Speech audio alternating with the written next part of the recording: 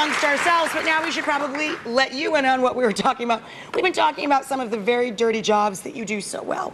And there's a piece of tape here, I don't know what it is, but you brought it with you, and it says it's from back in the day. What does it mean? Back in the day, working in San Francisco, where Dirty Jobs was originally called Somebody's Gotta Do It, and we started looking for local people doing things, and basically it was the same show, only smaller, but we would go off the track from time to time, and I think the tape we're going to look at is an example of what you probably should never do in the kitchen, certainly with cameras around. Oh, let's see.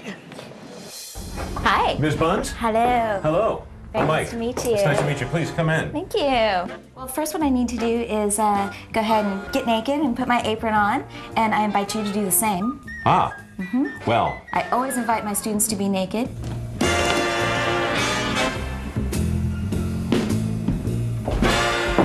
Hi there. All right. All right. Yay! Good for you. Well, you know, when in Rome, right? That's right. So, That's great.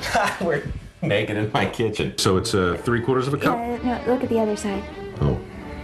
Oh, millimeters. Ooh, that is some cold enamel back here. Cheers. Cheers to you. Here's the brunch the way it should be enjoyed. Yeah, here's some naked cooking. Here's the naked eating. Now that, my friend, is a very dirty job in a very different way. I saw a little, you're tushy in that one. Look a little closer, you'll see a little more. That is fabulous. You know, I didn't know we had so much in common. 30-minute meals started out, and I would go into people's homes. Yeah. It was on WRGB in Schenectady. Right. I mean, we're a lot alike. No, we had the same life. You know, Evening Magazine, for me, was a great show because we had no set, and we could basically do whatever we wanted every night. And one day in the paper, I see, you know, naked cooking lessons, which is a word you just, you know, you never see them grouped up that way. I'm like, we should call her. And she came by, and we got naked, and we made some breakfast, as I recall. It was nice.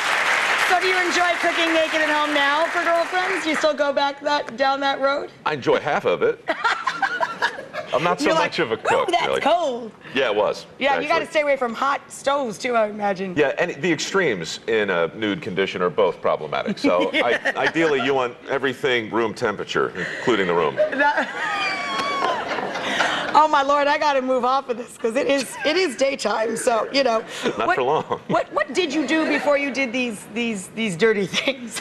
Well, I was in the entertainment business really because I specifically didn't want to do the things that my grandfather had done. I mean, he was one of those guys that was born hardwired. He was a mechanic, he was a plumber, he was an electrician, he was an architect, stonemason, and I just didn't get that gene, you know. And it was kind of embarrassing to be in a house with guys who were so good at all of this.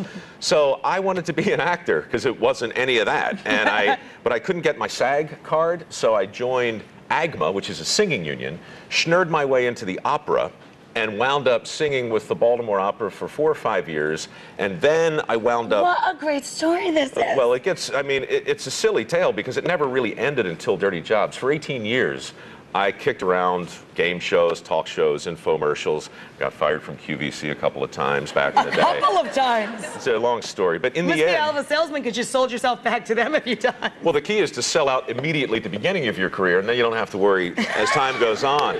But today, for me, the oddest thing is to get a hit show with my name in the title. All I had to do was go back and do the very things I spent my whole life running from. That's right, and farming, do the things fishing, that your grandfather... Yeah. So it worked out. It's neat how life is very circular like that. You always end up back Yeah, at where neat, you that's started. what it is. Yeah, I was going to go with painfully ironic, but whatever. Yeah, or very smelly for you. What happens to the clothes at the end of some of your smelly challenges? Season 1, we simply burned the ones that would take a flame and buried those that didn't. Sometimes to send a message, if we're in a motel with questionable service, I just leave them in the bathtub. Oh. You never go home in that, do you? Because not anymore. You have a girlfriend, somebody, Yeah, I do. And that would happen once for me. Yeah, well, I mean, we had the big talk. It was that same trip after a fish gutting episode and a bat cave and something, the septic tank, I think. And I had different outfits for each one because I like to look good, you know. And I packed it all, and I come home, and she opens the suitcase. And she's very calm. She was just like, no. And she closed it and said, listen, I can change the locks when you're away, or we can figure out something to do with the clothes. And I'm like, okay, we'll figure out something to do with the clothes. You need like a little hazmat bucket to carry around with you. Yeah, I need a flamethrower. Oh, awful, awful. Well, I don't want to have all the fun here. I want some of our audience to be able to ask you a couple of questions. Sure. I see a pretty young lady on the aisle there who's got a little mic on. I'm guessing that you have a question. Yeah. Hi, Mike. I'm Christina from Virginia, and I was wondering, have you ever been injured on the job?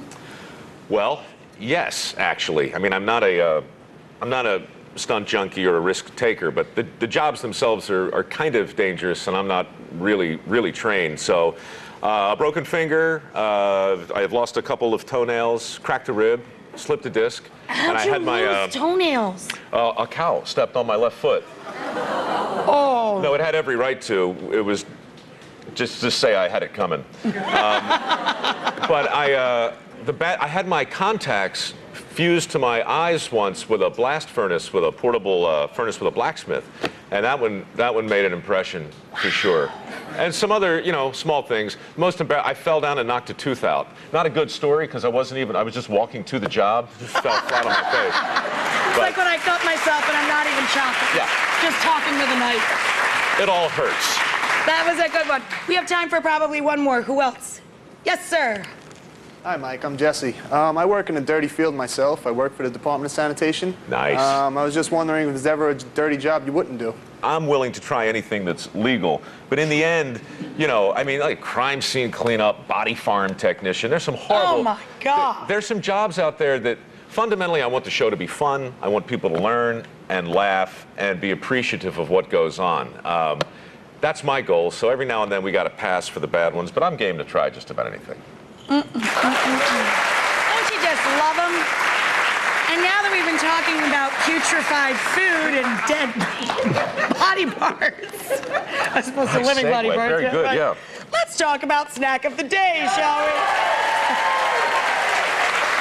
It's a very healthy one. It's from Seattle, Washington. It's Sahali Snacks, and these are the Soledad almonds. We had these one other day when Soledad O'Brien was actually here. She loves them. I love them. You're going to love them, too. Thank you, Seattle, Washington. Thank you, Mike. And, of course, Dirty Jobs is on Discovery Tuesdays at 9 o'clock.